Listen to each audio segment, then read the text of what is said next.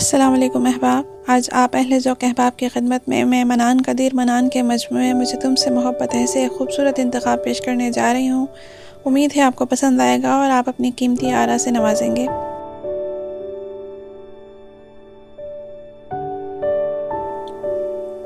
नफ़रत की कड़ी धूप में है प्यार मेरी माँ, है मेरे लिए साया अशजार मेरी माँ।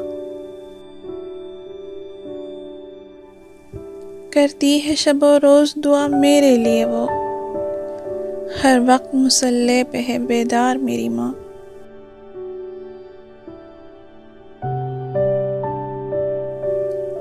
हर बैते गज़ल उसकी दुआओं का असर है, हर नज़्म का है मतले अनवार मेरी माँ। एक बार ही कहता हूँ जो ख्वाहिश भी हो दिल में, करती ही नहीं है कभी इनकार मेरी माँ।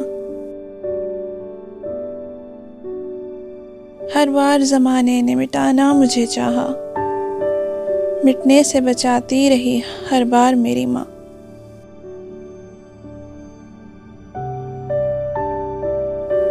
नफ़रत के जज़ीरों से मोहब्बत की हदों तक, बस प्यार है हाँ प्यार है बस प्यार मेरी माँ।